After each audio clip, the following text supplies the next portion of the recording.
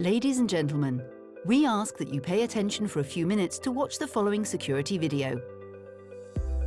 The object of this video is to organize a possible evacuation in case of an emergency. The evacuation teams of the Palacio Municipal will act accordingly to control any type of emergency that could occur. The evacuation order will be received through the loudspeakers. The access to the auditorium is done through the main hall of the building. The front doors will be open for the access and exit of all guests at the event. In case of an emergency, all the glass doors in the main hall will be opened.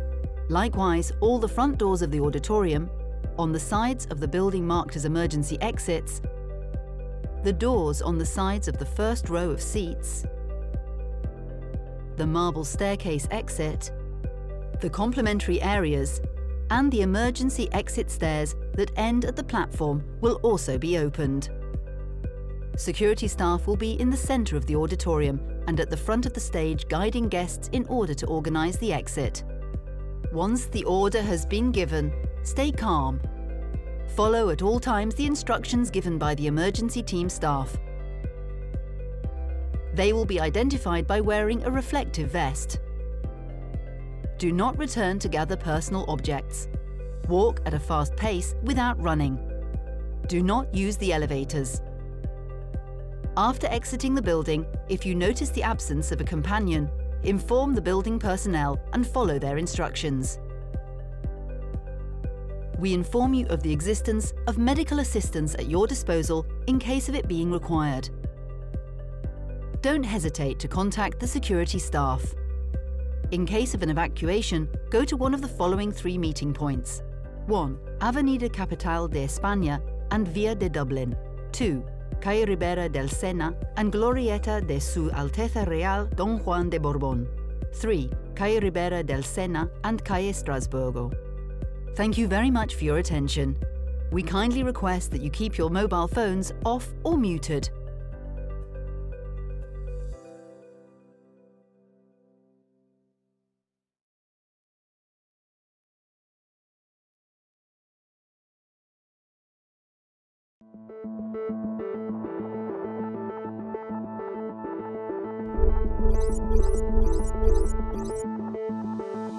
Welcome to a unique experience. An event where leaders of open and disaggregated network solutions and the wider telecoms industry gather to share and discuss recipes for success. Welcome to Fyuz. Communications. Gastronomy. Networking. Connectivity. Entertainment.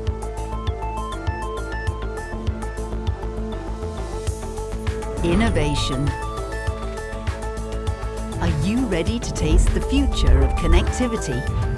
The ORAN Alliance chefs have prepared a wide range of dishes that we will enjoy today. It will make you want to lick your fingers. Don't forget to try a bite to eat at the Fyuz Street Market. Starters to be served in 3, 2, 1. Bon appetit! All right, good morning, Madrid, and thank you for coming to Fyuz. It's the only event where you can taste the future of connectivity. Now, before we get started, a couple of logistics things. You were not done with the security video. There will be a test later. The 3 meeting points, you memorize them, and you'll need that to get your food. So make sure you have at least one of the meeting points memorized. All right, a couple of logistics items to get through. Very important, we have breakout locations. Breakout locations are to the audience left on that side, and you'll find them on the different levels. The meeting rooms, you may have a meeting with some important people. That's on the audience right when you go outside. That's important as well. And the most important of all, the expo floor, which is upstairs. It's on the 3rd level. For those of you from the United States, remember Europe starts counting at 0, just like all good computer scientists. So it would be the 4th floor for those of us from the US, 3 for everyone else, right? And that's where the expo is. That's where, also very importantly, the food is. That's where the street fair is, which is the only reason I'm here. All right. Very common questions people always ask. Are there recordings? Because maybe you want to go home, take a nap, I don't know, right? There will be recordings for those on the main stage, but you got to stay because you never know when something important is going to come up, like sometime today. Unfortunately, the breakout sessions will not be recorded. So if you have a breakout session you're really interested in, I strongly suggest you make it. And we'll have plenty of information about where the breakout sessions are and the content of those. All right, next important question, Wi-Fi password. These are the things you always ask at every show. What's the Wi-Fi password? So SSID is Fyuz. Again, I think we all know it as technologists. It is case sensitive. The password is right there, all lowercase, so that people like me don't screw up, but it's Fyuz 2022. So with that, you have connectivity. You should be able to tweet, LinkedIn, Insta, whatever it is that you choose to. When the presenters come on stage, encourage you to encourage them by tweeting at them and telling them how wonderful the content is, assuming the content's good. I guarantee it's going to be good. All right. None of this is possible, conferences like these, we all know, without sponsors, right? No money, no conference, very simple. So we would like to thank the sponsors for making this possible. There were a lot of sponsors. We really appreciate it. And the way we show appreciation is by going up to the expo floor, engaging them. You get food anyway, so what's there to lose? Very good. All right, social media, this day and age, in the new century, if it doesn't happen on social, it never really happened. We know that. So Fyuz 22 on LinkedIn and Twitter, but you're welcome to use any other social media platform that you have presence on. We don't mind. All right, very good. At this point, I'd like to thank someone here on stage who will be my partner in crime over the next 3 days. Anthony May, our DJ, setting the ambience. Anthony, thank you.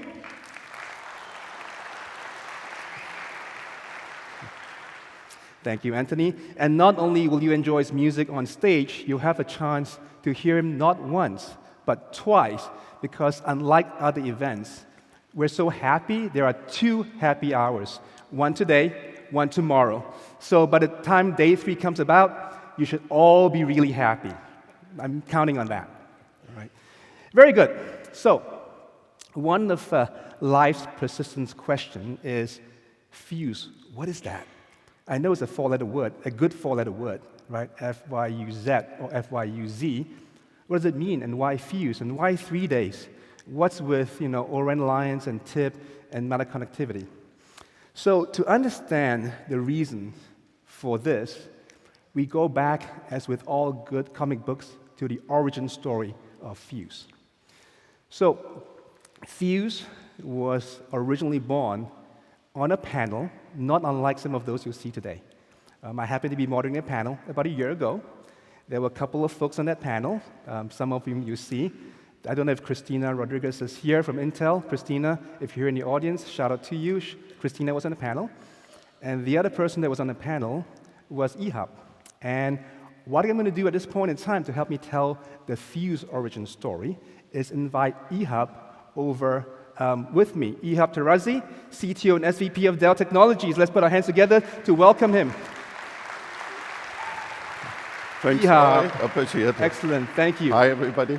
Always a pleasure to be speaking with you. So, Ihab, not only are you the CTO and SVP at Dell, you are also a TIP board member, one of the originals, if I may add. Is that true? Yep, I've been with TIP since the beginning, and I'm now on the board.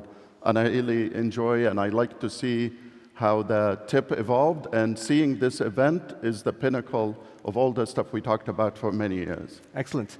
So maybe to share with the audience, let's talk about the origin story. Maybe you want to recount the event which started the meme that became the seed of Fyuz. So go ahead, Ihab. Yeah, I think we were on a panel, Oi was moderating. I don't know if Christina is here, but it's really her idea, and we went with it.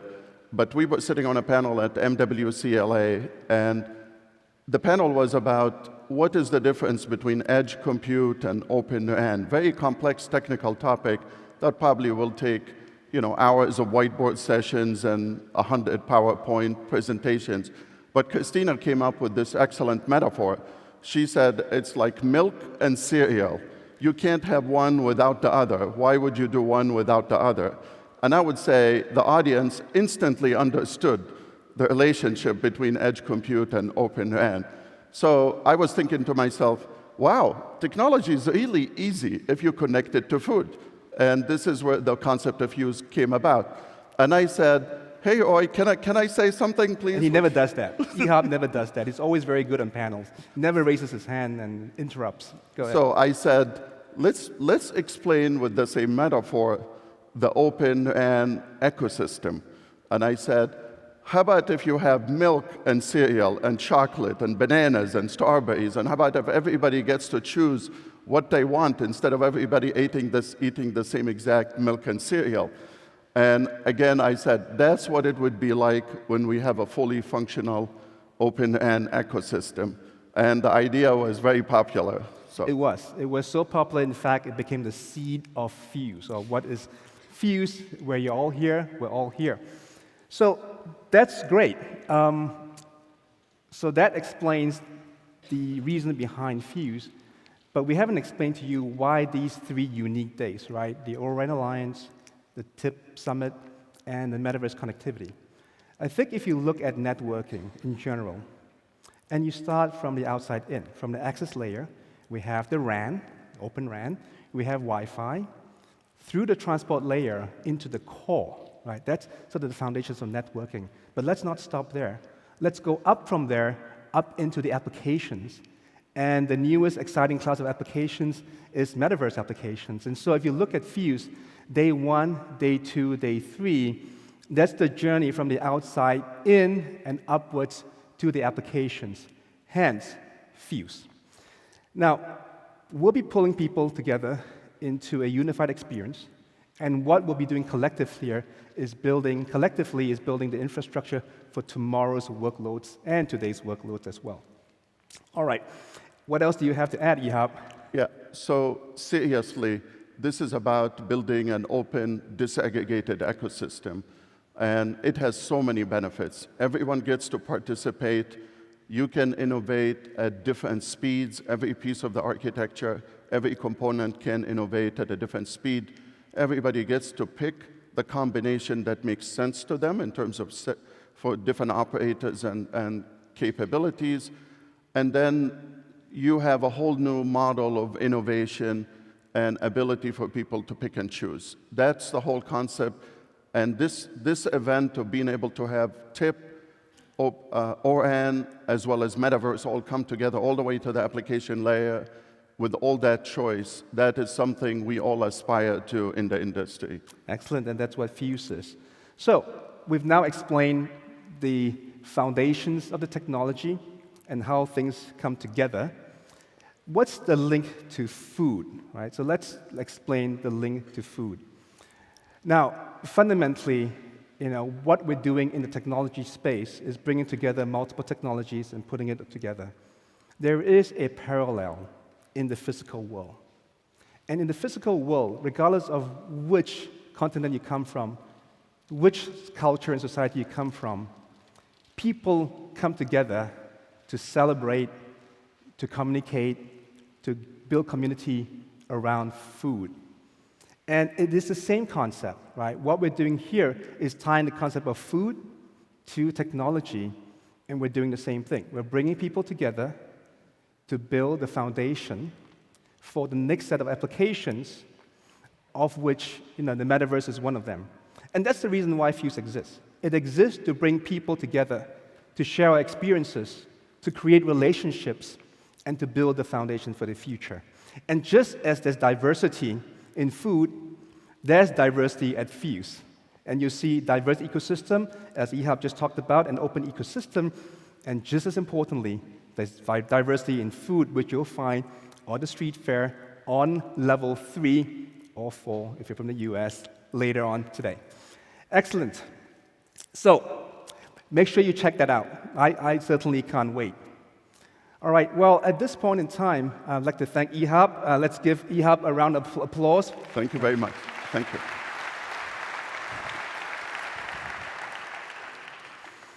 All right, what we're going to do at this point in time is talk about day one, what's going to happen.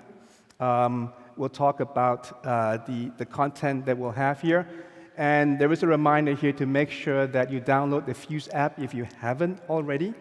And make sure that you look at the Fyuz app because there's sometimes last-minute changes, there's content changes, there's speaker changes. You want to make sure that you have that. But regardless, day one today, we'll start with this inaugural address. We'll go to the opening summit keynote in a few seconds here. Then we'll talk about Open RAN State of the Union from an operator perspective. Following that, we'll talk about the diversity of Open RAN adoption paths. We'll talk about scaling the Open RAN supply chain, and we'll talk about something really important, which is testing and integration as a critical enabler of the whole ecosystem. After that, we'll talk about the RIC, the RAN Intelligent Controller, one of the most hyped topics, one of the most interesting topics. We'll talk about how we can over-deliver on the promise. And then we'll wrap up the day. Interestingly enough, I told you there was food. We'll talk about tasting the future of connectivity. We have one of the world's most famous chefs. In fact, some would say the world's best chef here on this stage later. So stay tuned, don't miss it. All right, with that, we're going to kick off the Open RAN Summit opening keynote. At this point, it gives me great pleasure to welcome Yago Tenorio, who is the TIP Chairman and Fellow, and also the Network Architecture Director at Vodafone. Yago?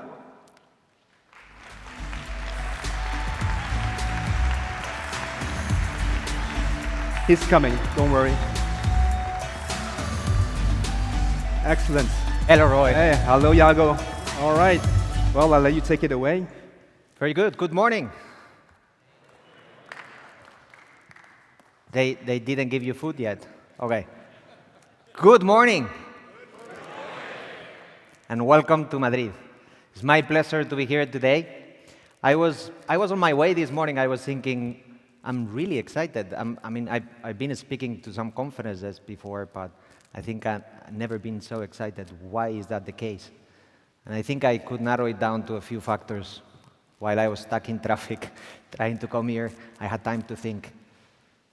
The first one is, well, this is my hometown, so it feels really special, to welcome you here.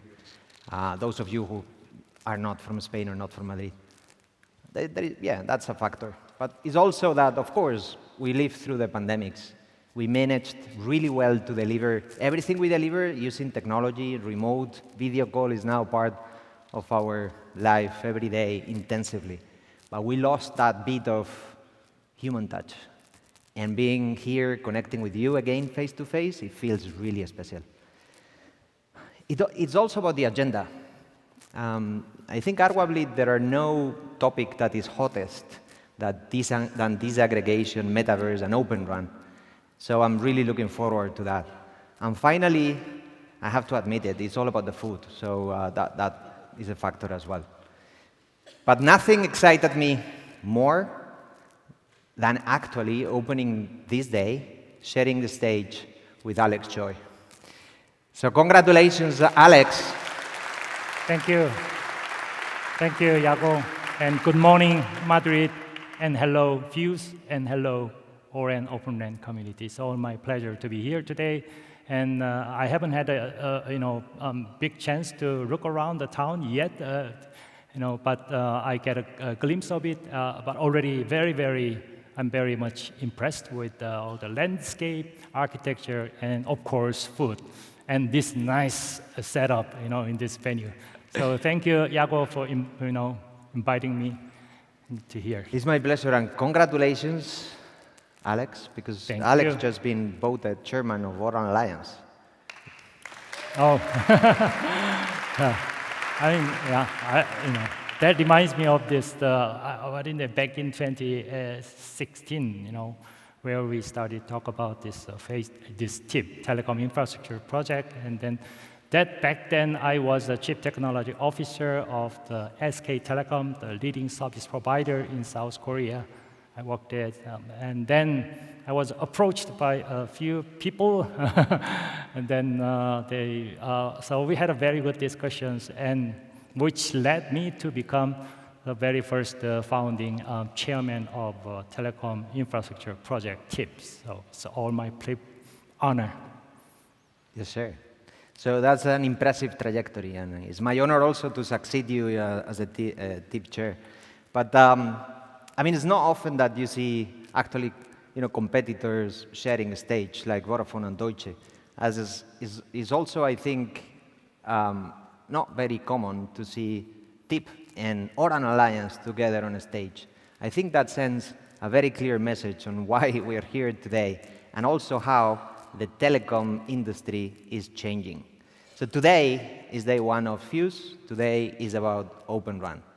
And we were very deliberate on putting that first because it's probably the hottest topic that is going on in disaggregation.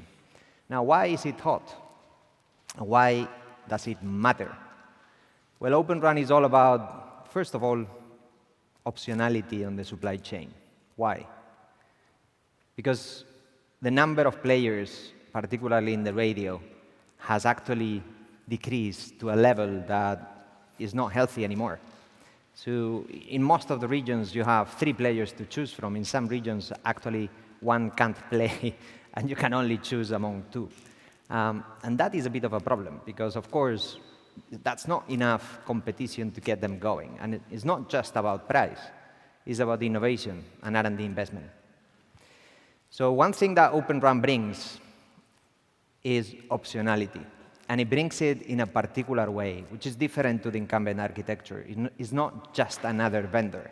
Bringing another vendor would solve some problems, but probably only the commercial ones, because the innovation would stay the same. But Open RAN actually gives way to many more companies to come and play.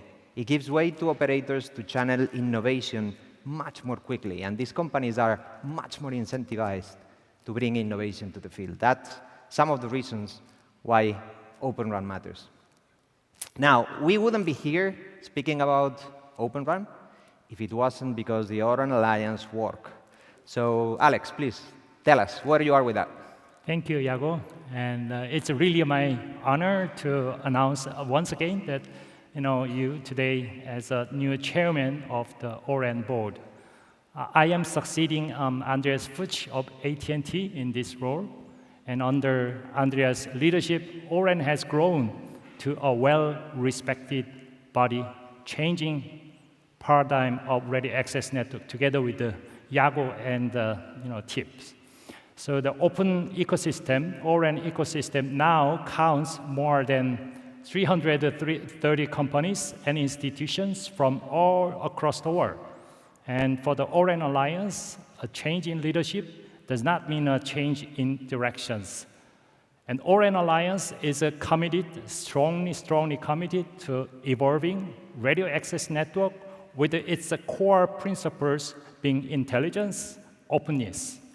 It aims to drive the mobile industry towards an ecosystem of innovative, multi-vendor, interoperable, last but not least, autonomous RAN with a reduced cost, improved performance, and greater agility.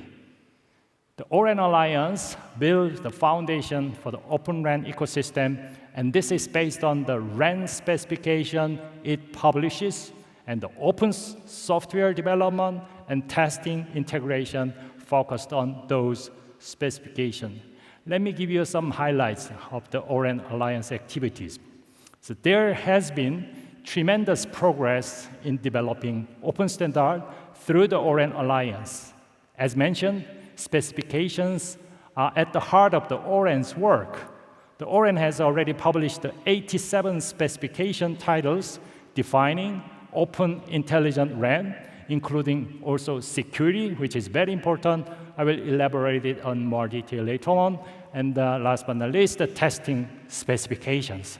So to facilitate the Open RAN developments, Orange has been very, very active in facilitating ecosystem by supporting integration and test via 6 software open source release and 5 global plug festival and the creation of Orange test integration centers, or OTICs, for the conformance testings. All of these initiatives help to enable broad progress in the Open RAN ecosystem. So as we made the progress in getting many of the foundational specifications in place, we recognize a need to prioritize how details, features were added to the specifications to enable O-RAN networks to meet the needs of the use cases. And based on this, we started to creating minimum viable plans or release plan to address capabilities or feature packages that needed capabilities specified across the specification from multiple working groups. And this is a part of our evolution in transitioning from bottom-up prioritization to add an aspect of more coordinated top-down planning. The first specification covering open front haul is now adopted, just adopted by the European telecommunication standard body, ETSI, as a publicly available specification. I think this is a very important milestone. The recognition of O-RAN specification by ETSI is another major step enabling broad adoption of Open RAN. And having the O-RAN specification available as an ETSI specification as a further endorsement, which is desired by the commercial and public sector entities in a range of countries. And O-RAN Alliance has been taking security of the Open RAN very seriously, like I mentioned. And this is reflected already in the establishment of a dedicated technical working group to allow even more intensive specification effort in the field of security.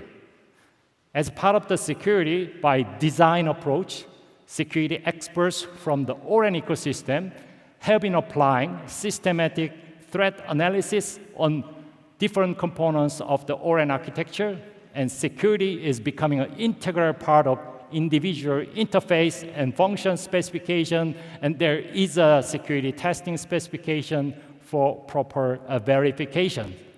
So the systematic and transparent approach to security by the board, the O-RAN ecosystem, follows the best practices in other parts of the network to ensure the most secure solutions. So this is the highlight. And back to you, Yago. Very good. Thank you very much. It's an amazing journey. And as I said, I think if it wasn't for the O-RAN Alliance specification, we wouldn't be here talking about Open RAN today. So thanks for that. And I particularly like the ETSI publication of your specification that elevates it to the grade of standard. I think that is a key milestone. Now, what does TIP do after we have the specification? I actually get this question often. So simple enough, the O-RAN spec is essential, but in itself is not sufficient. Why? Because if you go to a supplier, as an operator, I'm an operator, so I go as Vodafone to a supplier and I say I want O-RAN compliant equipment. Okay, then the next question is, fine, that gives me the interface, but what is the output power? How many bands? How do you want the baseband to be? What is the capacity? How many variants? And what's the temperature range? So, okay, too many questions. I can actually make up some answers, but if I do that, and then Telefónica does that, and Deutsche does that, and Verizon does that, and everybody does that in a different, uncoordinated way, then Open RAN will never happen, because we have 1,000 different versions of Open RAN, and no one can reach economies of scale with that. So the first thing that TIP does is to connect suppliers and operators among themselves to make sure that we harmonize the specification. And that is super important, because without a harmonized spec, there wouldn't be Open RAN either. Now, once you have that, you can do many more things. You can do testing, you can do certification, you can do system integration, and that's really great. Now, you may wonder, okay, but all in all, where is Open RAN? Is it happening or not? Now, you came here, so you probably know that it is happening. We used to measure the progress in terms of number of trials and number of deployments. And for the first few years, of TIP and of Open RAN project group, that is what we would comment when we are on stage on day one like this. If I'm honest, I lost track already of how many operators are rolling out Open RAN where, which is a good thing, because it means that that's no longer a proxy for success. As Vodafone, I can say we're getting on really well with our deployment in the UK. It's going as per plan. We've been very vocal about it and public. So we had the first site on air earlier this year, and we are working on a urban cluster that will be on air before Christmas. So we'll probably bring more news and an update to Mobile World Congress. And in last Mobile World Congress, we also said that 30% of our European radio network will go to Open RAN by 2030, which means that we need to start rolling out in 2025, which means that we will probably issue a big RFQ in 2024, which also means that we need to be doing something now to make sure that when we issue that RFQ, there are enough competitors and there are enough players on that RFQ. So there are actually 5 news that came up this morning, 8:30 a.m. If you had time to check, you can see Vodafone in the news in at least 5 notes that we released this morning. The first one is saying that we are actually rolling out 2 pilots in Germany of a fully compliant Open RAN system starting now.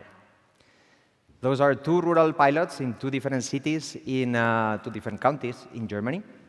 And we're going to be using Samsung as a supplier. We'll keep the stack as similar as possible to the one we have in the UK. Now, logically, there are differences. The spectrum is not exactly the same. Filters are not the same, etc. So we'll cater for those. We'll do the system integration as we're doing, and we get on with it. And I think I hope is an encouraging message for the industry that our rollout continues. The second one, which is also very important, is we entered into a memorandum of understanding with entity Docomo. And the subject of that memorandum of understanding is system integration. How? Well, we're going to harmonize the system integration testing protocol, procedures, even the software that we are using, even the scripts we will be sharing with them. And we will connect our Newbury lab with the lab in Japan. So we are aiming at making system integration easier for everybody, easier for us, entity and Vodafone, but also easier for the supplier, because they will know which testing protocol and testing requirements they are going to be facing.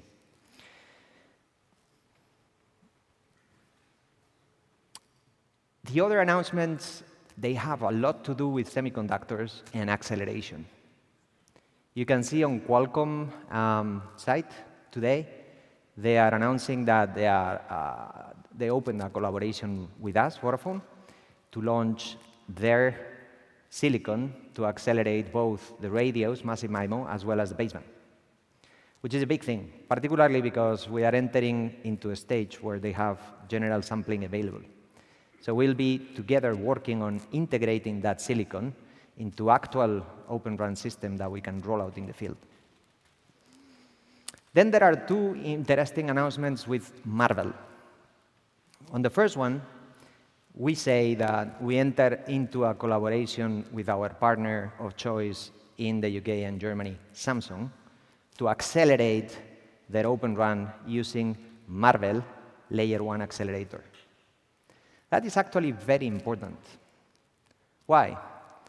Because the Intel x86 super powerful, it has a brilliant roadmap going forward. The jury is still out as to whether the Lucasite acceleration or inline acceleration is going to be the thing. And in both cases, it doesn't matter which one we use, we think that the performance of the resulting system, combining x86 with acceleration, is going to actually be on par or beyond the performance of the incumbent architecture. When? In a not too distant future, less than 2 years from now.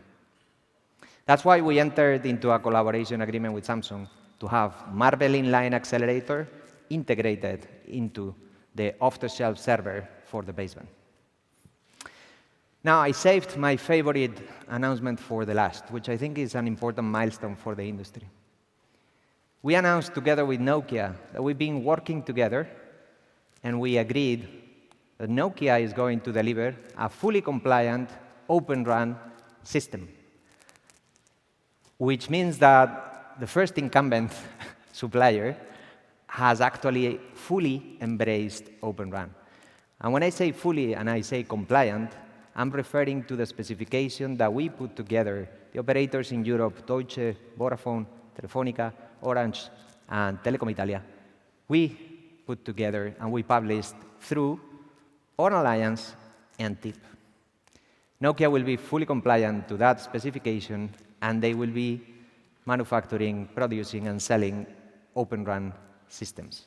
Now, the favorite angle of that I would take away is that that's not only the first incumbent supplier to fully embrace Open RAN, which I think is an important milestone for the industry, but is also a European supplier.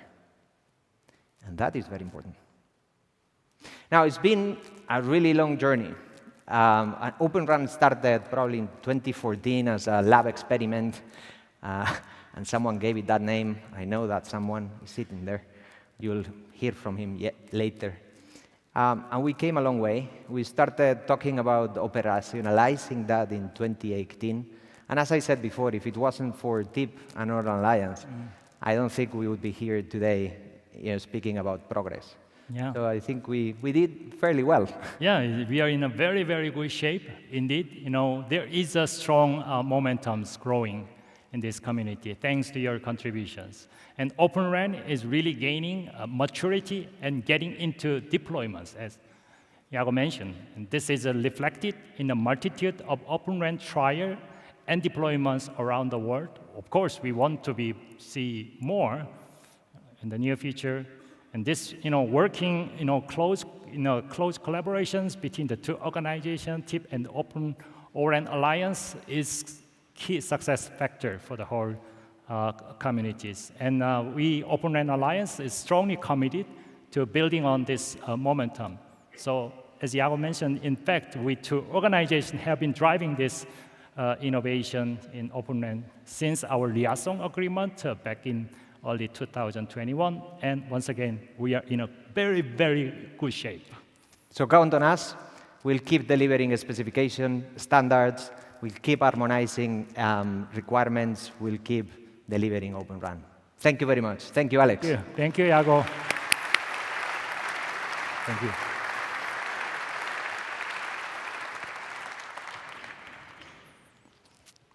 Excellent. Thank you, Alex. Excellent, Yago. So that was an exciting announcement. That's probably more exciting than we are, huh? Is that a commercial? It's a commercial, yeah, for Fyuz.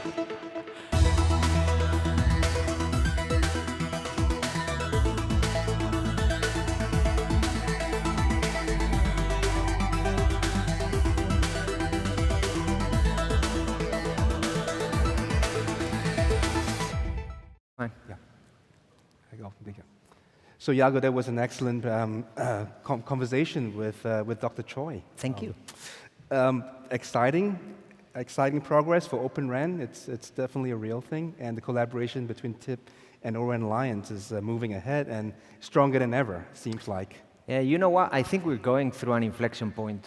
If I'm honest, it actually felt like that, since the very beginning, that we were going through an inflection point, except it's accelerating. And I think the size of the news is becoming bigger. Every time we go, and talk about it, we have bigger news. So I think this is beyond unstoppable now. Excellent. So, no, I think that's pretty exciting. I know you have a panel coming up next, and you're going to be talking about, with a couple of experts, the operator perspective, right? I think you're probably looking forward to that. I think we have a diversity of operators that you'll be introducing on the stage. Indeed. I think it's going to be a fun conversation. And with that, I will let you take it away. Okay. All right, Yago. I will. Thank you. Thank you very much. So indeed, so you heard about the state of Open RAN in Vodafone, but there is more than that. And I would really like to hear from other operators. So we're going to have a panel with some of the most important operators with really key people working on Open RAN in them. So let me welcome to stage to Maite Aparicio, Head of Open RAN in Telefónica, first of all.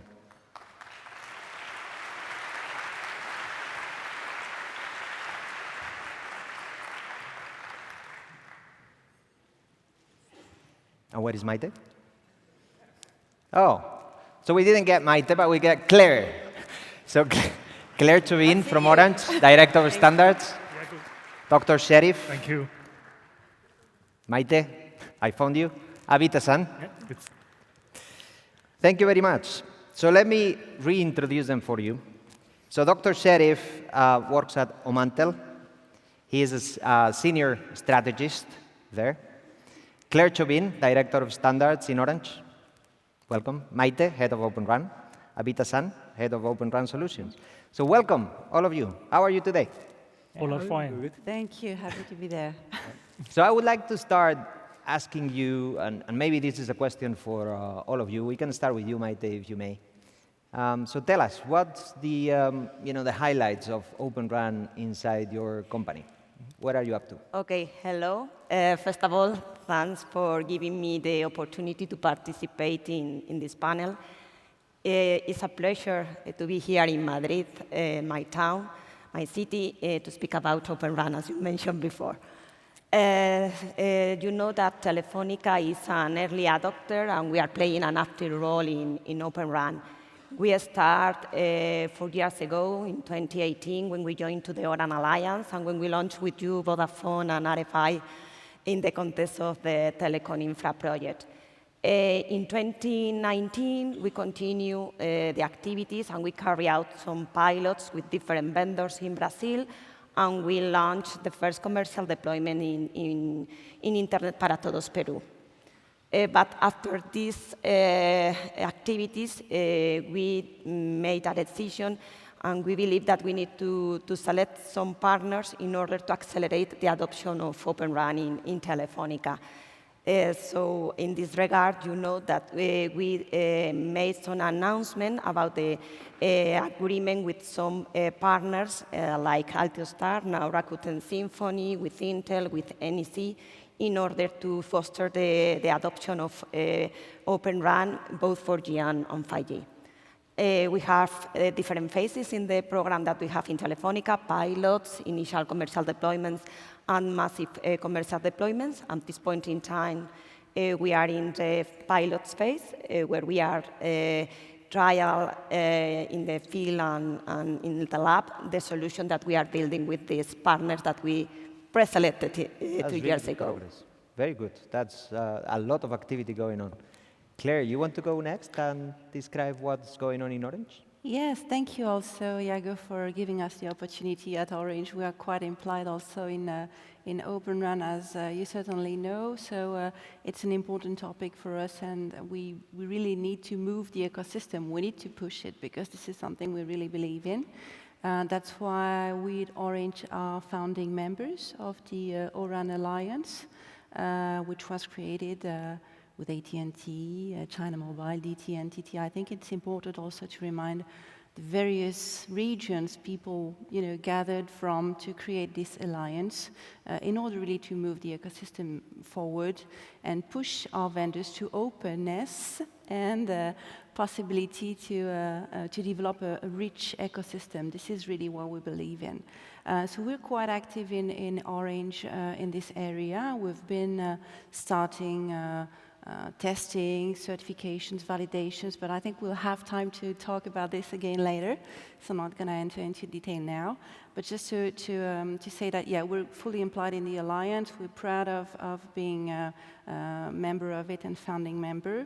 Maybe another important topic for us to mention here is the fact that we participate also to the TIP Alliance, and all the Open RAN project is very helpful for us in the scope of what opening the RAN means. So we're quite dynamic also in this area, and it's very interesting for us to enter into a more implementation guidelines, blueprints, and all that we know that can support implementation and concrete live implementations.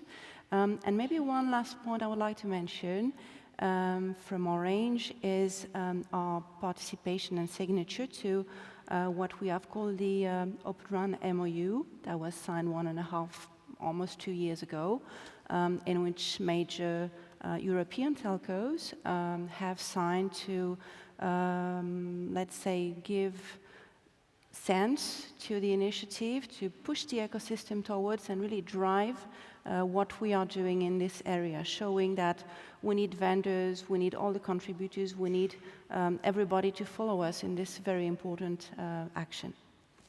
Very good. So maybe, Sheriff, you want to continue with an introduction of Omantel and Open RAN? Sure.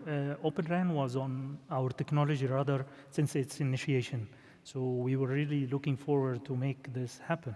So, and part of it, as of now, we are floating RFQs for a field trial, as well as the field trial is basically not to add major things to the trials ongoing.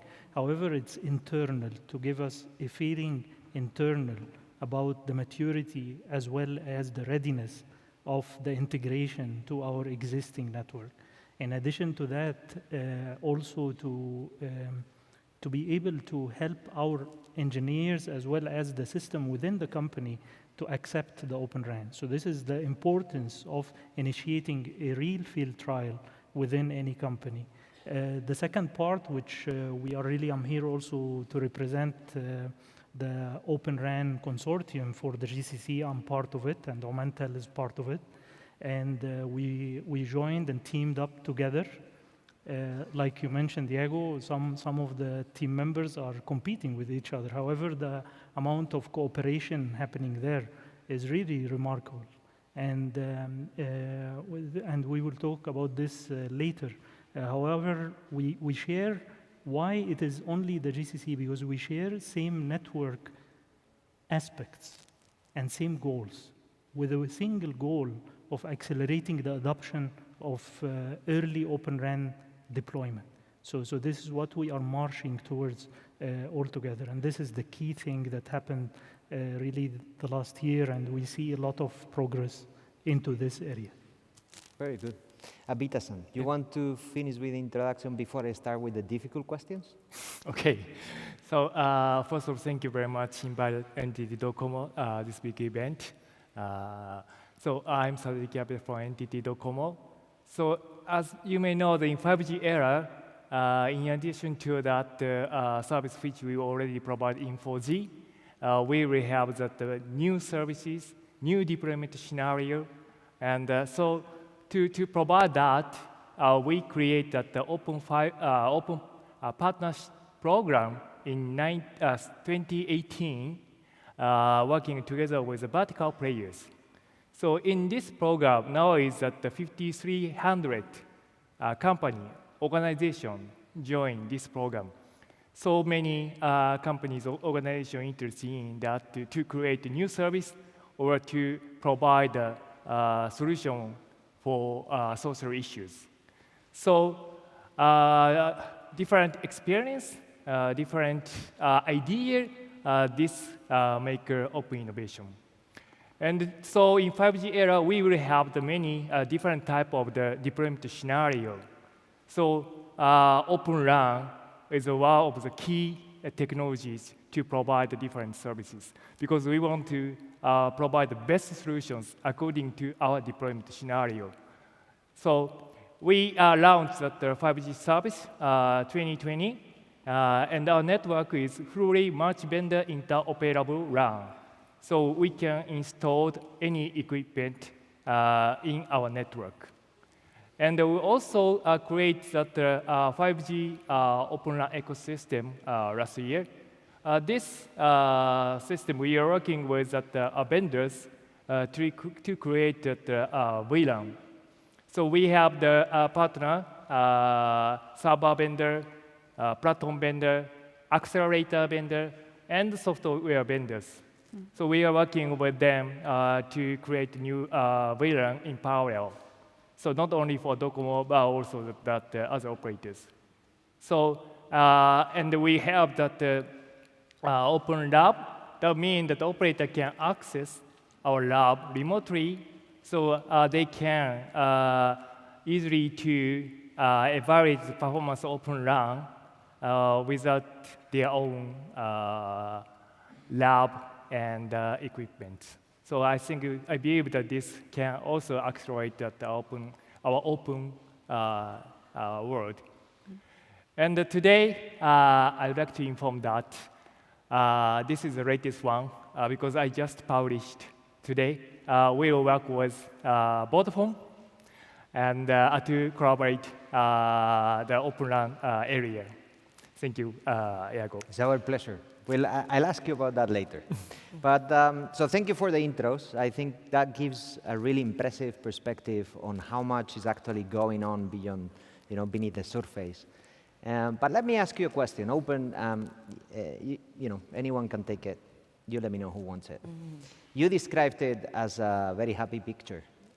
First of all, I'm not sure I understand what is the value that TIP in particular, let me be selfish here, so I represent TIP. So let me ask you about TIP first. What is the value that the telecom infrastructure project is actually bringing to you? And Claire mentioned a few things, but I'm not sure that actually you wouldn't be able to do that on your own. And, let's face it, project groups, they are a lot of work. A lot of people meeting a lot of hours. So why bother? Who wants to take it? Okay, I can start. Go for it. Yeah, the dream of openness is our goal. So we want to be open. However, the openness is an opportunity that creates a challenge. The challenge is the interoperability. So with interoperability, you need companies to cooperate with each other. Companies that literally should compete with each other. So they should remove this and cooperate in order to come together to a mature solution. ORAN Alliance as well as TIP will bring this platform, or they will be the enabler for the platform for all those companies to come together and produce a single, or not a single, a mature solution in the fastest manner. If you leave it, those companies may disappear. They will not be able to survive. Or if you don't do it fast and you do it organized, you'll have a problem. So the organization is coming under those two organizations currently. And we can see that there is a traction ongoing. And we need to really work on it together by listening to the groups and trying to cooperate even more aggressively. So this is just to give a brief understanding why ORAN Alliance and TIP. Thank you. I see you nodding, Maite. You agree with that? Yes, completely I agree. I think that the Open RAN is requires an industrial alignment. We have the standardization bodies that provides a framework to specify the open interfaces. The ORAN Alliance is doing a lot of good job there with many specifications. We have as well the operators. Claire mentioned that in the G5 mode, we are working in the direction of providing requirements to the requirements that our deployments are going to require in terms of Open RAN. We need, obviously, the vendors to have this solution on time and performance. And we need as well, obviously, the governments and policymakers in order to facilitate and accelerate the adoption of Open RAN. And in all these contexts, I think that Telecom Infra Project appears as a platform that in some way can coordinate all these different actors that appears in this Open RAN ecosystem. Very good. Thank you very much. I think we're probably approaching the system integration kind of question. You mentioned the agreement that we announced this morning that we've signed. So maybe you want to describe a little bit more what it means for entity? Yes. Honestly, we are not the TIP member yet. Well, my group company, so entity and entity data is the TIP member. So I already talked about from viewpoint of ORAN Alliance. So what is the ORAN Alliance? we defined that open interface to support interoperability between the different vendors. Because that some specifications, of course, it's open interface, but some cases it had to support interoperability. And if we support interoperability, new vendor easily join that our economy. So there are new camera join and new innovation will be occur. So that is very important for us. So open innovation. So working together with many partners and openly discuss and the different experience, that's called that open innovations. And making that open interface to realize the interoperability. And then we will test it both. Now it's both in that Oral Alliance and the TIP. So we think that the more collaboration, we can more accelerate this open area. Thank you very much. So apart from interoperability, do you see other challenges? Who wants to take? Maybe Claire, you want to take it. Yes, maybe one additional word on this, interoperability and integration topic that you mentioned earlier. I think what we expect also as operator, as all of you said, is some support, really to share actually the time needed for testing, integrating, and certification, because openness means that, we'll be able to pick up the best solution of each of the components, but all this stuff has to be integrated, and not every operator can afford the time needed to do so. So we need this platform, to test this all together and have the right, the right interfaces and integration methods. What I believe is that it is also, as we've talked about openness, we should talk also, I think, about softwareization, virtualization, and cloudification of our network in the RAN part, but not only. So we need a very good cloud RAN to be able to operate all this. What I think is that it is step by step driving also the operator into a new model of operations. We'll have to automate many things in our networks. We'll be able to do so. And so we need some time also to get prepared to this. So we need a good platform to help us on the testing, integration stuff, things that maybe we will spend less time on in order to get prepared also to the next step of what we will have to transform in our network. So we need smarter networks. We need the radio intelligent controller for that, and this is something that still has to be tested and worked on. So we need this block in addition to the rest, and then I believe smoothly we'll move into this all components integration that will also enable us to be the master of our networks and automate everything we need to do in this area. That looks like a hard job, a lot of work. That if we're not careful, we'll all end up doing in isolation. So how are we going to make sure that we don't duplicate work? I said difficult questions, will come. Yeah, actually, so we had the interoperability test from the 4G era, actually. We realized that much better interoperability between from the 4G era.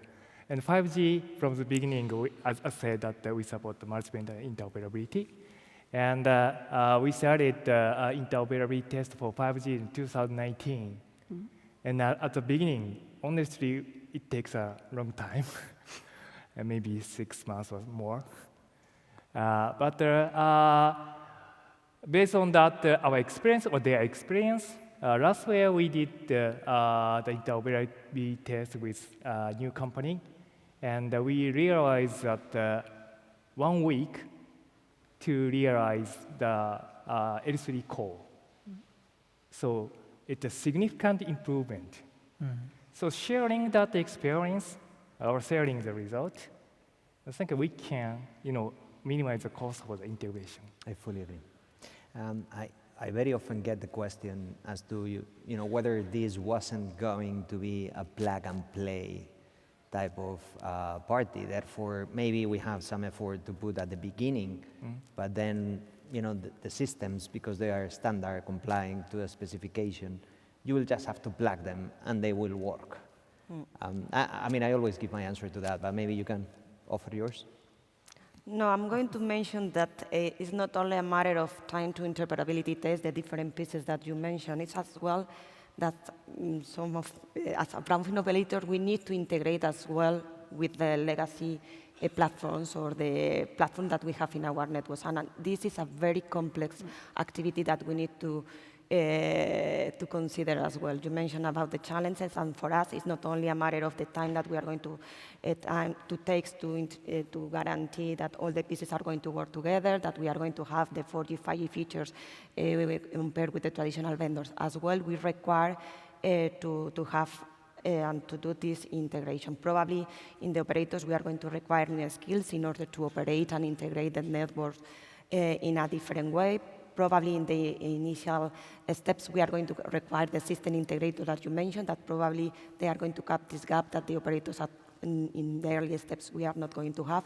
So we need to speak about this type of interoperability with the different pieces and the interoperability with the existing networks that we have.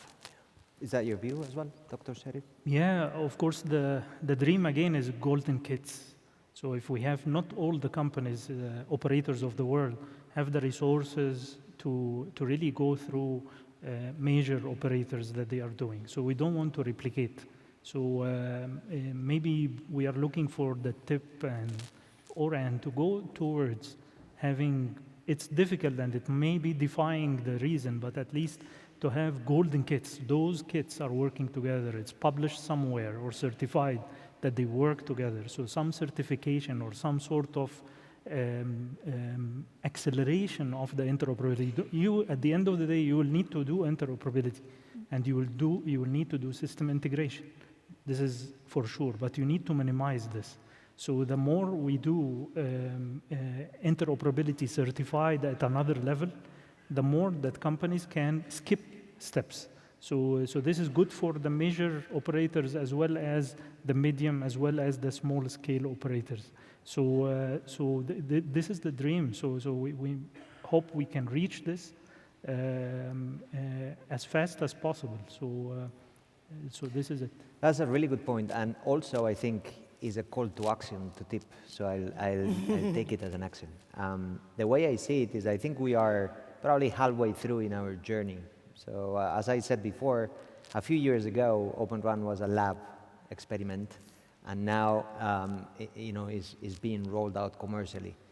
Also, a year ago, the main outstanding question was system integration and how operators are going to deliver that. And we're beginning to have an answer, and I think you're giving a really good answer. Now, what's left in front of us, I think, is for the industry to coordinate itself, to help operators do that and do what you described in the most possible efficient way without duplicating unnecessarily resources and efforts to just achieve the same. Now, the fact that we are here today talking about it and we are 5 operators representing different regions in the world, I think is a great start. The fact that we are doing it on a TIP and Oran Alliance event, I think it shows the way. And that's why I think it's a call to action. And I think that organizations like TIP need to stand up and continue push the envelope to find new solutions to those problems. So I'll take it with me. Good. So are we done with challenges then? Any other challenges that Open RAN you've observed in rolling that out in your trials, in your testing, certification, bringing it up to life? Is that all? Yeah. So let's talk about the benefits then, because there must be a reason. I think why that you're doing this. we covered many. I think the challenges. I think which one? Which one you want that challenge? So if there are more challenges, we can. Probably there are more challenges, but go to the benefits. But yeah, okay. Fine. So stop being negative. So there must be, with all these, complications that you have to actually, take care of to roll out Open RAN, there must be powerful reasons for you not to use yet the next incumbent architecture instead of, bothering to get this to work. So can we discuss a little bit, why you're doing this? What's in it for you? You want to start, Avid? Yep. Maybe it's better to, based on our experience, because we already introduced that Open RAN. So first is that, thanks to open interface, we can choose that our best vendors according to our deployment scenario. So mix and match network we have already achieved. So for example, that when we add a new frequency band, and current our vendor doesn't support it, but if other vendors support it, we can easily use that one. So we can save the time to introduce new services. And second one, we can also avoid that supply chain risk. For example, that due to the semiconductor shortage in the recent, and some vendors can't provide their equipment on time, but the other partner can provide. So we can keep that our original plan as it is. So no need to change that. So we can reduce the risk. Yeah. And you just mentioned something super important, which is supply chain resilience. Mm-hmm. But you're talking from experience, so it's not hypothetical. So this is our experience. Really? Yeah, we introduced that 2020, and it's already 2 years past, and you know that semiconductor shortage, and it's already happened, and also that after the day one, we selected new vendors based on that the performance and cost. So thanks to that open interface, open networks, according to our deployment scenario, we can choose the best one. So we can also reduce the cost. That's the competitiveness is very important. It's really good. Yeah, that's our experience. Yes, I think that it's clear that with Open RAN, we are going to have the flexibility of prepare and deploying our architectures, adapting to the requirements and the different use cases. So this flexibility and scalability, I think, is key and is one of the main benefits of the Open RAN. Other benefits that we see that we are going to reduce the vendor lock-in, because in some way you mentioned that I think in the previous session mentioned that the RAM vendors ecosystem is reducing, so we are going to reducing the vendor lock-in and trying to enrich the RAN ecosystem. We believe that this virtualized and flexible architecture allows us to have more use cases, and as you mentioned.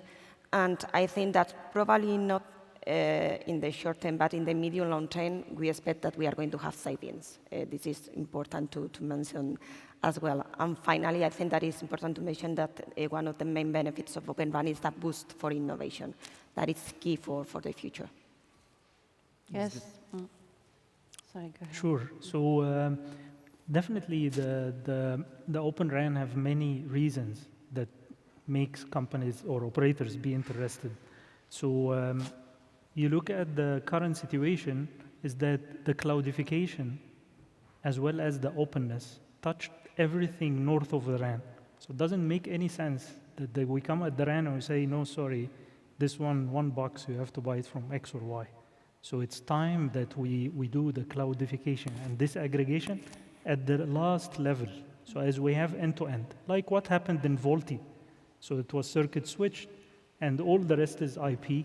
It became VoLTE. Everybody's benefiting from that. Same thing, but at another bigger layer. The architecture itself needs to be changed. So overall, no matter how we see resistance to change, it will happen. So it's not we have to march towards that. So as technologists, we have to march towards that. So this aggregation is a key differentiator. The second key differentiator is the intelligence. So the intelligence, of course, the traditional vendors, they have intelligence ready. However, we don't know what is doing, what you need.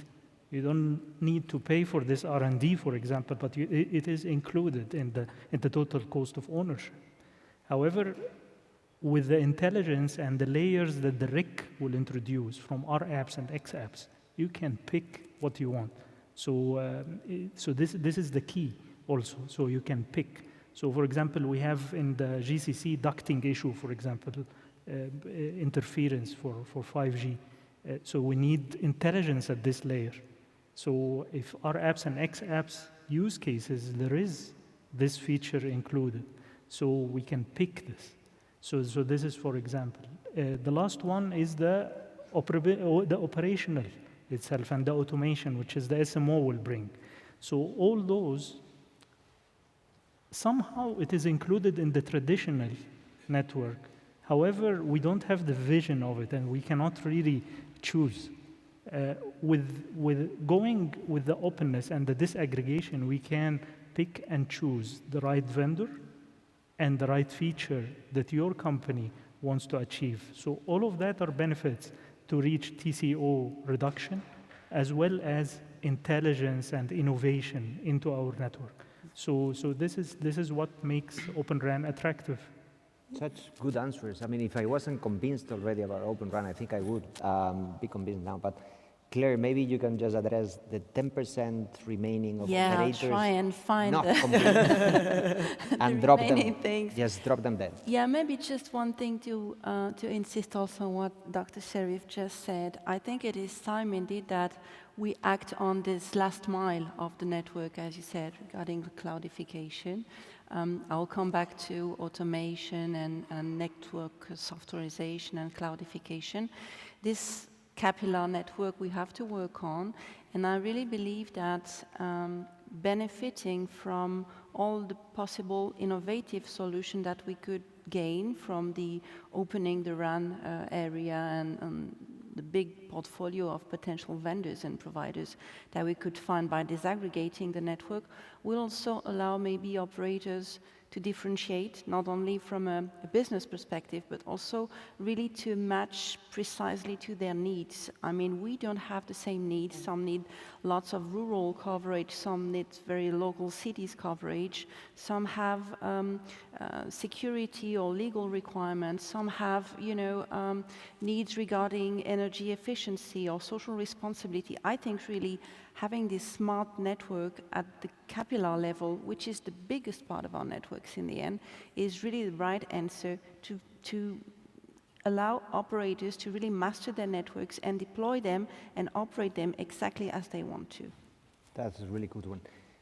May I put you in the spot and ask you what you think about Open RAN sharing, the benefits that Orange kind of see in Open RAN for that? Quite a number of benefits, actually. These are actually some of the perspective that we have in Orange for the coming years. I think it will allow us both to make economies of scale, which is the most obvious answer. It will also allow us to be more efficient, sustainable, and this is very important in today and for the future. We know that we need as operator also to show that we are responsible and that we're not going to deploy hundreds or thousands of networks here and there. If we can support the needs of our customers by sharing or aggregating things. So it's very, very important perspective for us. I would say also in a more, maybe in a less challenging way, but more as collaboration between telcos, because it looks like telcos in the O-RAN Alliance, in the TIP project, or when they're doing sharing, network sharing, they collaborate, they support each other, and I think it's a good thing also for the ecosystem to have operators collaborating, sharing best practice. It makes things move forward. I fully agree. It makes all the sense. The way I see it personally is, I think Open RAN brings to RAN sharing a new architecture that wasn't possible before. So typically what operators usually do today is split geography and then deliver the service for the other operator. Normally, you split the country in half, and then one operator delivers the service for the other, and the reverse happens on the other side of the country.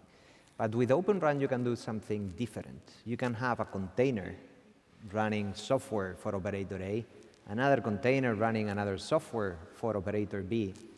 They may not even have to be the same actual vendor, And then these operators would share the hardware, so the baseband would be common and the radios would be common, but it'd be used by a different and independent software stack that can be controlled and configured by each operator independently. Yeah, that is a completely different architecture for RAN sharing, and I fully agree with you, and I may take you up on that matter, and given that Vodafone and Orange share a lot of footprint, we may actually be able to find some opportunity to demonstrate this. What do you think? I think maybe I'll just come back to what you said regarding containers and the need for an open stack, right? Not the open stack that everybody knows, the generic word, right?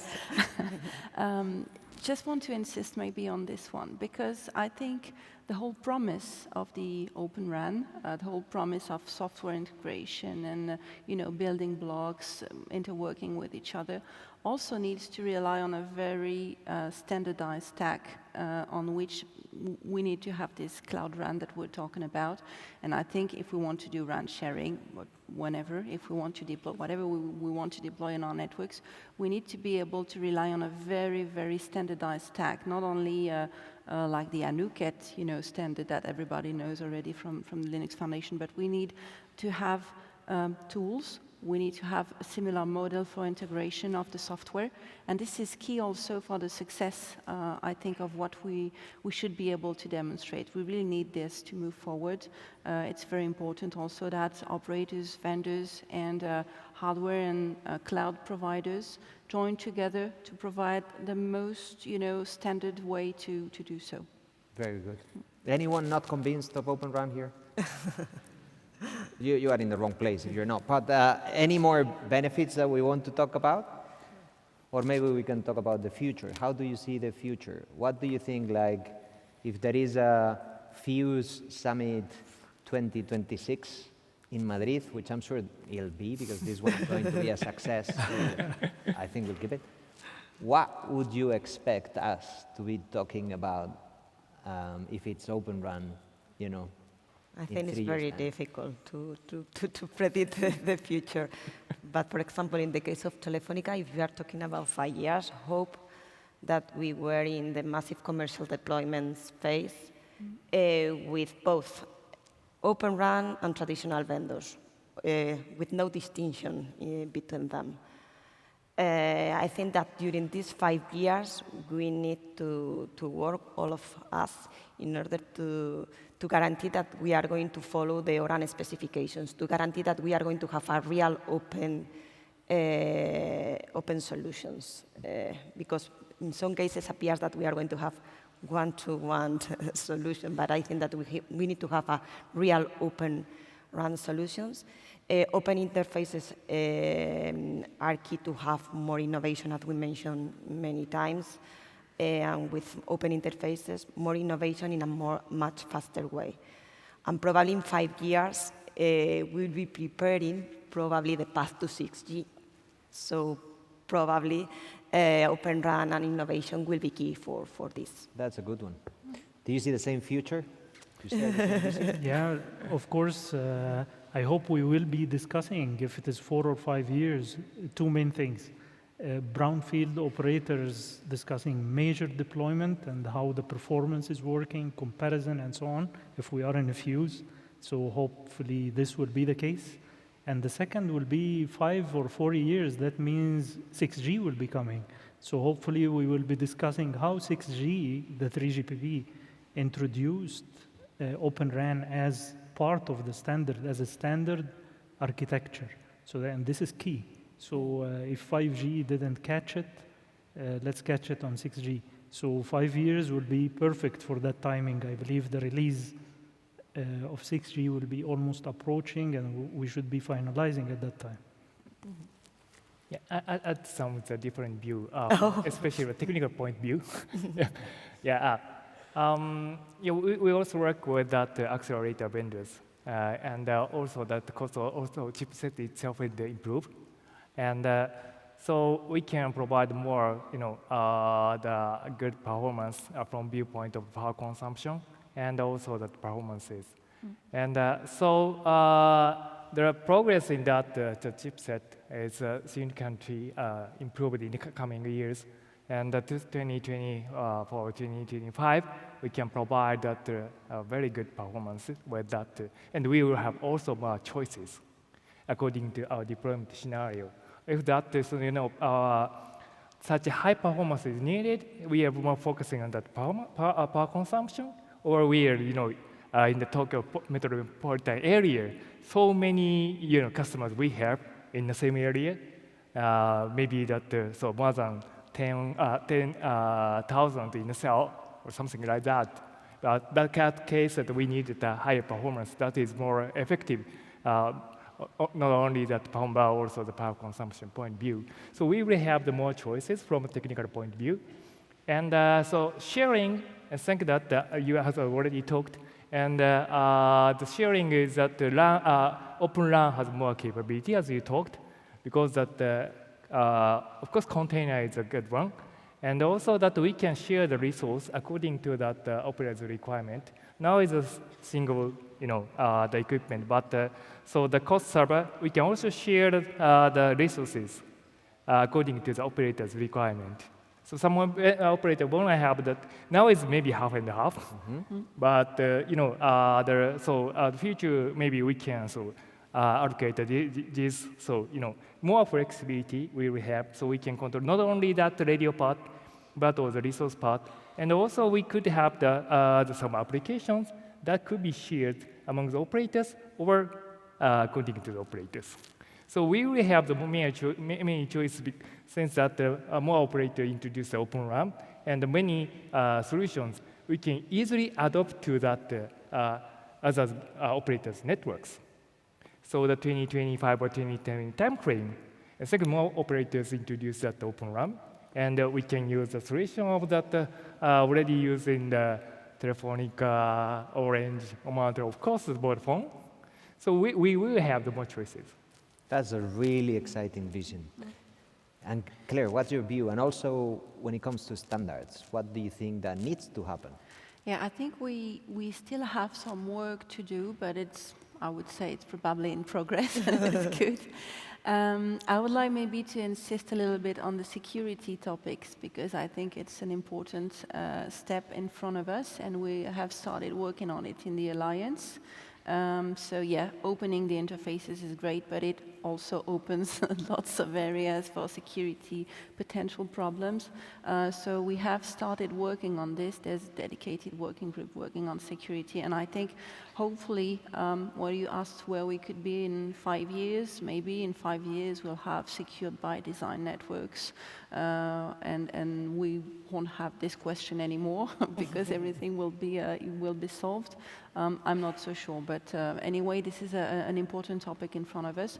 I've been talking also quite a lot already about sustainability and energy efficiency.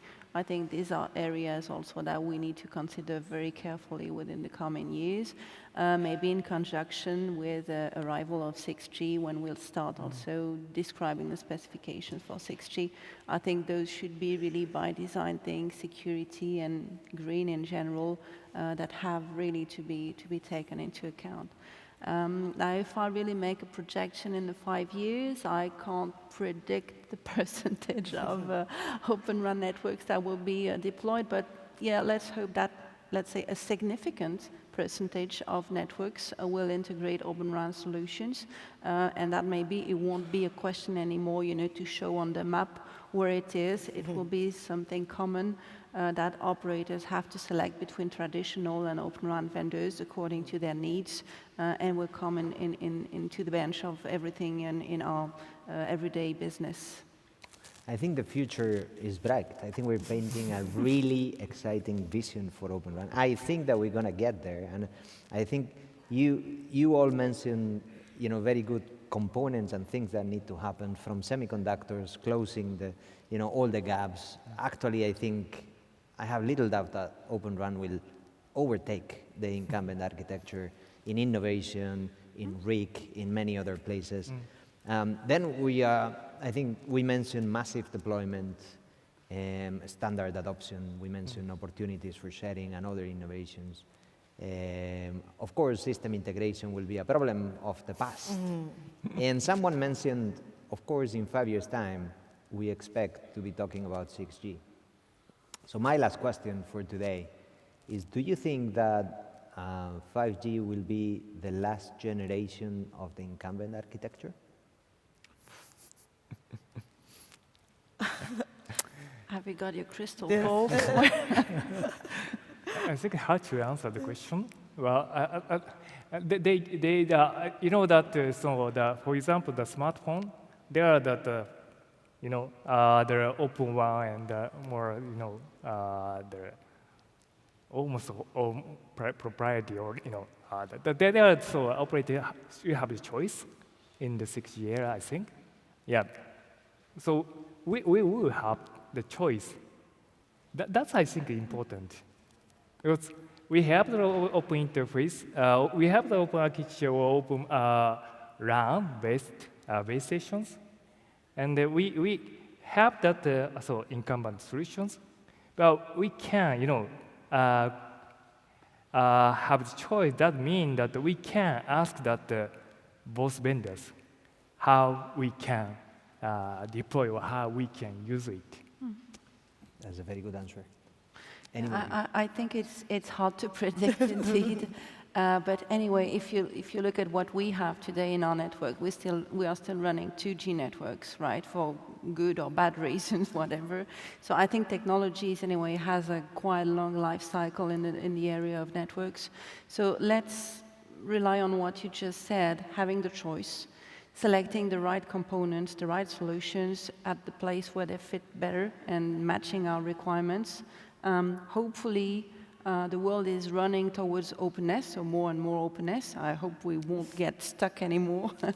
But I think we have to live anyway with our legacy systems for many years, and we still have to handle this. Let's have the choice and be able to handle both at the same time. Yeah, we have to work towards that. We have to assume that this will be the case. So other than that, we will depend on keep the competition. We have to convince the traditional vendors to join the train. So there will be, hopefully, there will be nothing called traditional. Everybody will be, their architecture is this availability. If you buy both box and software from the same vendor, then they are successful to convince. So there is nothing to fear. So why close? That's the question. So this is the case.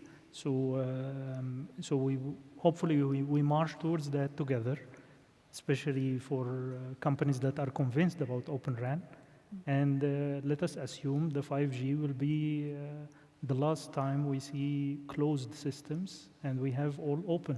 So and the decision will be to buy which from which is a decision of competition for TCO as well as the features and the performance. So this is it. It's an open business. So this is what we should march towards. Very good. Last word, Maite? No, I think that we mentioned, when you asked about the next step, I think that more or less answered this question, because in the future we're trying to avoid to have distinction whether you are open or no open in the RAN ecosystem. So we need to go to open interfaces, and all the vendors need to be there. Yeah, I love it. So openness, optionality, as opposed to mandate, choice. I think the same as we have containers in the core. They're not mandated. They happen because they're better. So that's why, that's what I fully agree. Round of applause for this panel, please.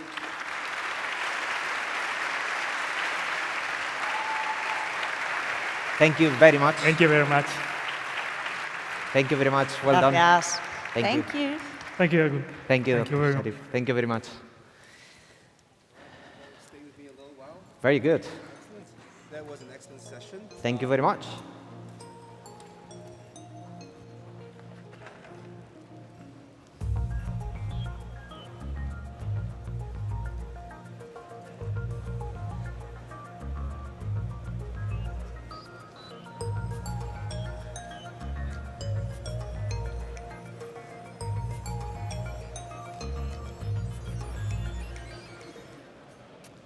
All right. Well, that was an excellent panel. I'm not sure I want to eat those chips. I'll be looking for Accelerators, they are accelerators. They're accelerators. Trust me on this, they are accelerators.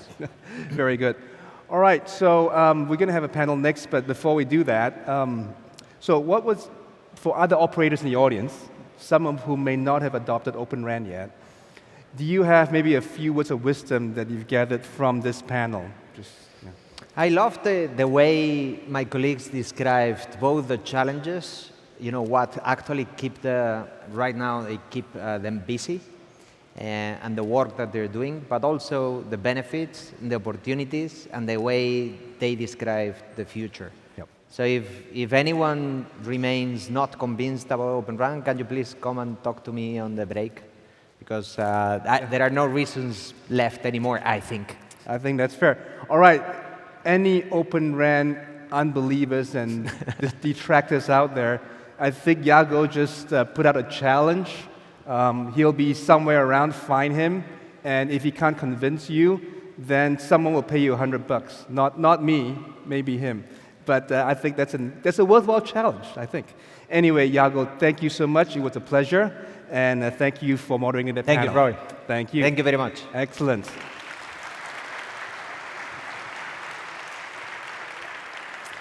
All right, next up we have a panel.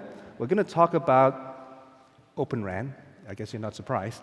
We're going to talk about diversity of Open RAN adoption paths. So let's bring on the next panel here.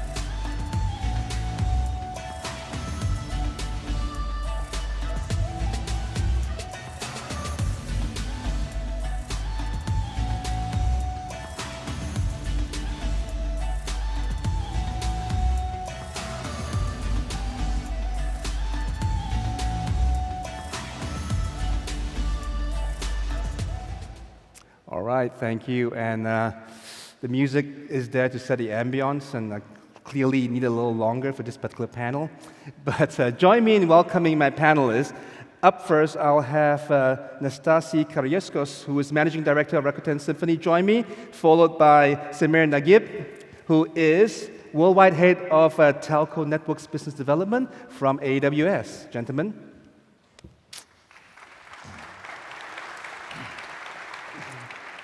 Excellent.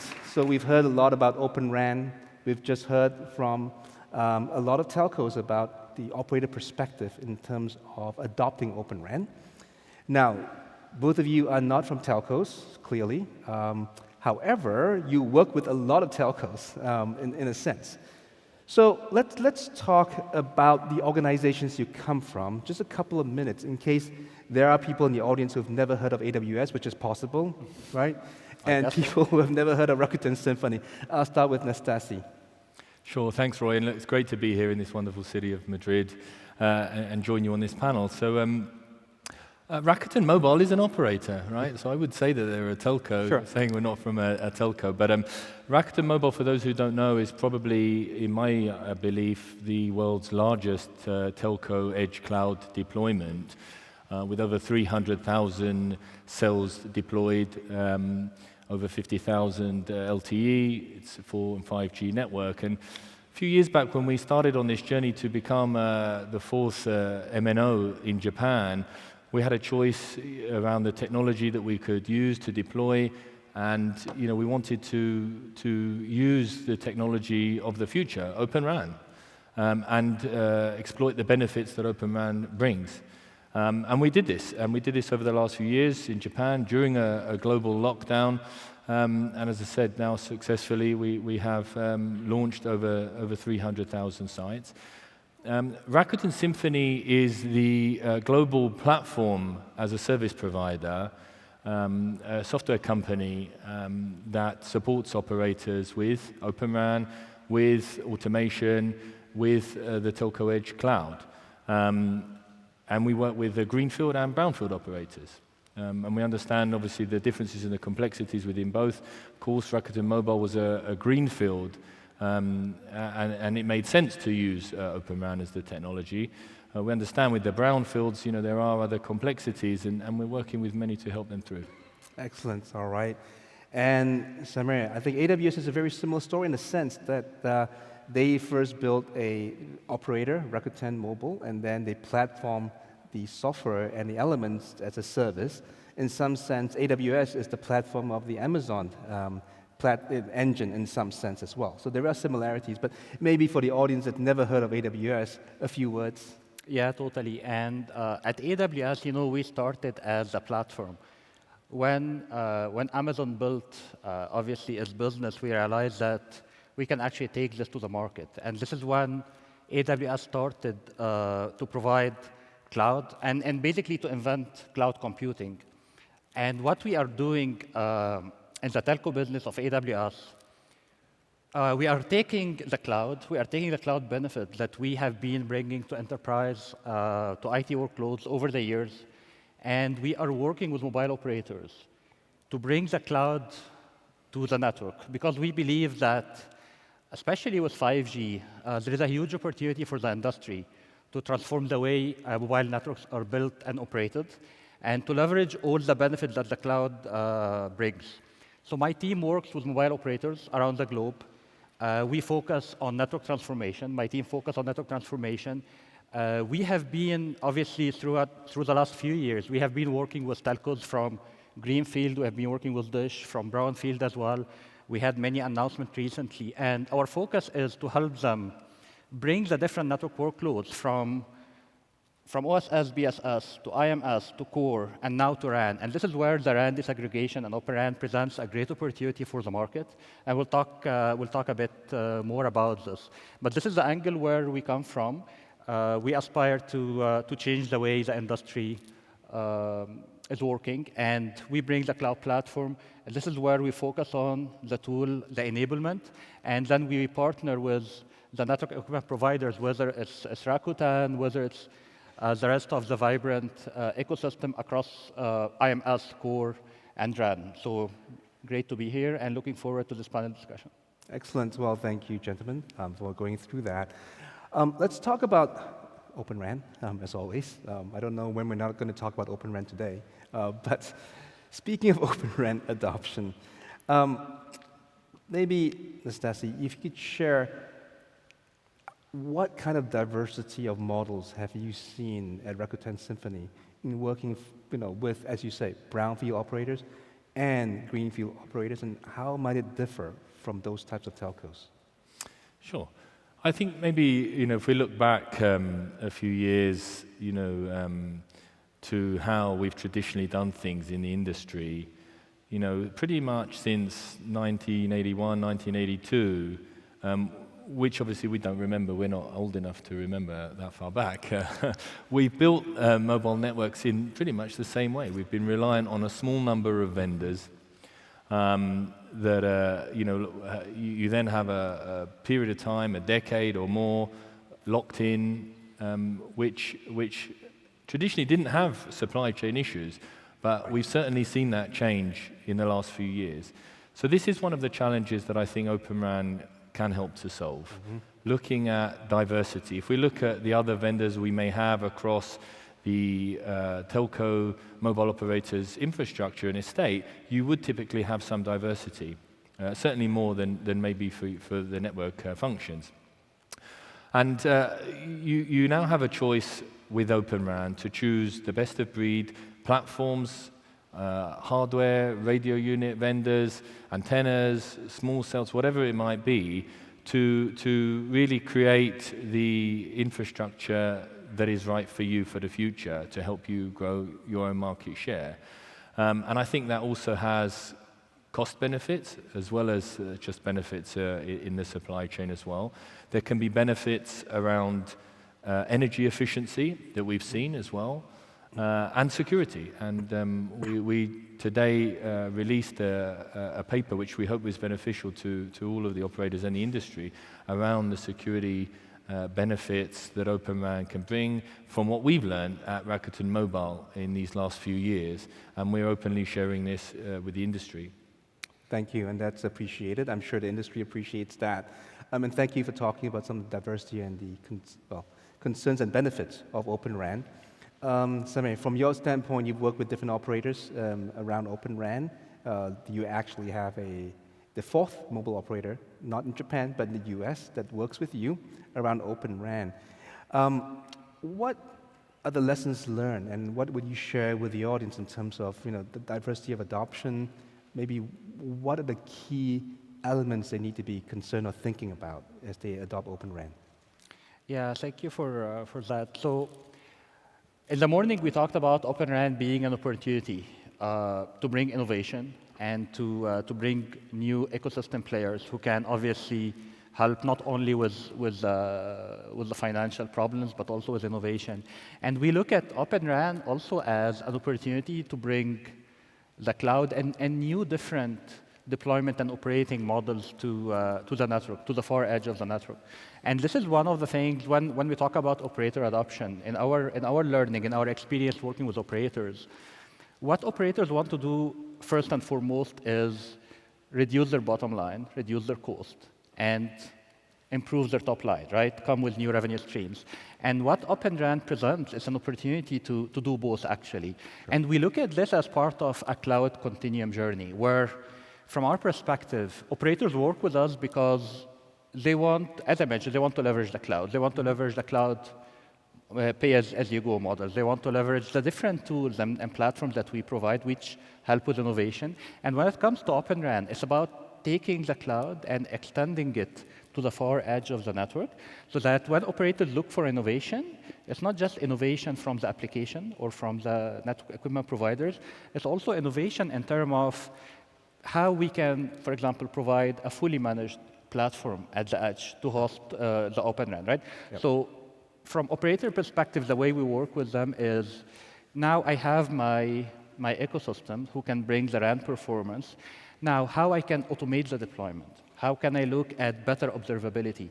And by bringing the cloud platform to the edge, we enable this automation across the board. And it's very important also for operators to see that when they do automation for their Open RAN, it's not just a silo in a silo. It is extended to span the Open RAN, the core, the IMS, and even the IT workload. So one of the challenges that operators have been seeing, and we have been working with them to resolve, for example, in US, in our Open RAN deployment in US, is to unify the cloud platform across Open RAN core, unify the container management layer, and then unify the APIs and the automation. So this way, in addition to bringing new ecosystem players, operators can also bring new deployment and operating model for the Open RAN.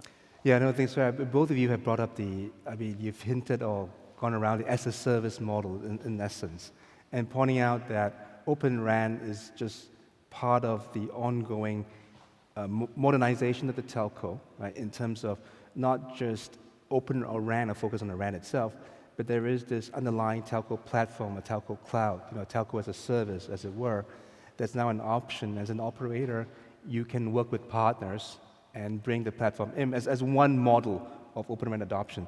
Certainly, I know that there are operators out there who choose to do it themselves because they have the scale and they have the in-house expertise, and maybe they have some unique requirements where they believe that they can get those economies of scale because of who they are. But by and large, there are also a lot of operators out there who should be, as rightly so, focused on the services and the innovation on top of the platform, as opposed to spending all the time mucking around in these sort of underlying elements, that may or may not be differentiating for them, potentially. So I think that's the diversity of path in terms of Open RAN adoption. Now, you both brought up, edge, you said the word edge and edge services, and I noticed when you guys both talked about Open RAN and running on the telco cloud, it wasn't just the network functions for Open RAN, or even the core or IMS systems or the like. You talk about edge services. It seems like a more generalized version. So do you see, in terms of Open RAN adoption and the path there, a side-by-side edge services, other types of services that coexist on that Open RAN platform? I'll start with Nastasi and then go to Samir. Sure. I just want to touch quickly on this previous point, Roy, you mentioned, because this is really important. And so Rakuten traditionally, is an e-commerce company. It's not didn't start as a telco company. And the way we approached, the deploying and offering the Rakuten mobile services in Japan, where there's typically, on average, quite a high ARPU. When customers come to sign up, they're then offered Rakuten TV, they're offered Rakuten bank account, all of the other services from the Rakuten e-commerce ecosystem, which it can almost then become self-funding for them. And a lot of the operators, I think, have struggled to add additional products to the basic sort of ARPU services to increase revenues and market shares. And we see a lot of these conversations now with operators where we work with them to sort of share what we did and how we approach this so that you can increase your X number of products per customer, which obviously makes those customers and services a lot more stickier and creates more brand loyalty, brand value within that customer. And we see these conversations coming up time and time again, firstly. At Symphony, we tend to want to work with the brownfield operators and focus on the outcome, focus on the benefits of the end of the journey. We know it's more complex than a greenfield deployment, but we've got some great experience that we can share, not just from what we've learned with our own network in Rakuten Mobile, but also with other operators that we're working with to really solve those problems and challenges. And then you think if you're going to build or extend a network, you would use the latest technology. We wouldn't start designing a car on a blank piece of paper and our first thought maybe being a combustion engine these days, unfortunately. But it's about embracing, I think, these new technologies and the benefits that they will bring at the end of that journey. Sure. Samir. Yeah, and I want to comment first on one thing you mentioned, which is very important. When you look at the Open RAN journey, we need to distinguish between greenfield and brownfield operators. And greenfield, they have more space and freedom to do things, probably do things right from the beginning with the state of the art and all of that. And when we work with brownfield operators, we appreciate very much that their journey is different. And that's why when we talk to operators around the globe on how we can help them with Open RAN, it's not just about bringing, from our perspective, it's not just about bringing one cloud model. What we are trying to do is to help operators where they are, meet them where they are. Operators who might want to do it themselves would benefit, for example, from a container management solution that unify the containers and the APIs, right? And this relates also to your next point around the application and the edge applications. Because when you build, and I like what Ihab mentioned today, his example about milk and cereals. When you build Open RAN, you build it obviously to solve the RAN problems, which on its own is a massive problem. But also you build it to have your edge cloud, no matter how you build this edge cloud, but you want to have an edge cloud. And what we want to help operators with is, now you have your Open RAN, how you can enable the next wave of ultra-reliable, low-latency applications. When autonomous driving becomes a reality, when these applications becomes a reality, how can you enable this? So the whole idea is, by leveraging on a telco cloud platform at the edge, you can build the Open RAN, and then you're also ready, because all of the application developers, they develop on a cloud platform. So by having this cloud platform at your edge, operators can not only solve the Open RAN problems, but be ready to host the edge applications and enable the low latency requirement. Right, the programmability element of Open RAN supports the innovation in the applications. And I think both of you have made excellent points, is that there are many paths to adopting Open RAN, but it's not just about Open RAN. It's about the telco platform as you look forward. It's the future or the modernization of the telco platform. So it's not an isolated decision that you have to make. You have to look at new services, as you point out, and you have to look at it as maybe sort of a platform as a service, or telco cloud as a service, or network functions as a service, or telco as a service at the highest level.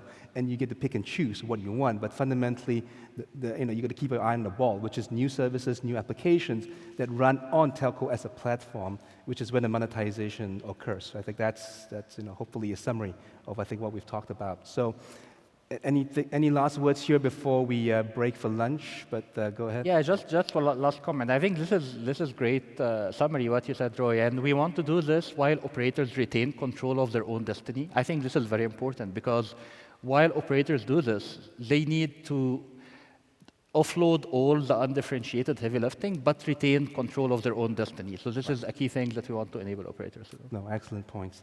All right, well, there you have it. Let's give a round of applause to Nastasi and Same for their contributions. Really appreciate it. Thank you, gentlemen. Appreciate it. Thank you. All right. All right, next up, we have our favorite part of the day, or one of the favorite parts of the day. But before we break for lunch, I just want to point out that we do have breakout sessions. So if you like the content on the main stage, there is more out there. And if we could get our slides up, please. Thank you. So first of all, as always, again, Expo Hall, sponsors up there. Stop by their booths. It's next to the food. There's no excuse. You can eat and talk at the same time. Yes, you can do both. You can eat and talk. So we expect to see you up there, and the sponsors would love to see you up there as well. So we thank our sponsors. Again, if you're out there and you see food you like, take a photo, tweet it, Fyuz22. Let's create a storm on social media, Twitter and LinkedIn included. And then the lunch breakout. So lunch is from 12 to 2:15. Be back here on main stage at 2:30, so make sure that you come back here at 2:30. In the meantime, we have two breakouts today. The first one is an industry approach to achieving Open RAN commercialization. If you have interest in that, that runs from 12:45 to 2:15. You have time to grab lunch and head over to Empanadas. Again, the breakout rooms are on that side, audience left when you head out. And we have the Open Wi-Fi Developer Forum running in parallel. That runs from 2:30 to 6:15. So if you're really a developer, you really want to spend time hands-on in there, you should head up over there. Pastel de Nata is the room. And we will see you back on main stage at 2:30. We'll leave these slides up so you remember where to go.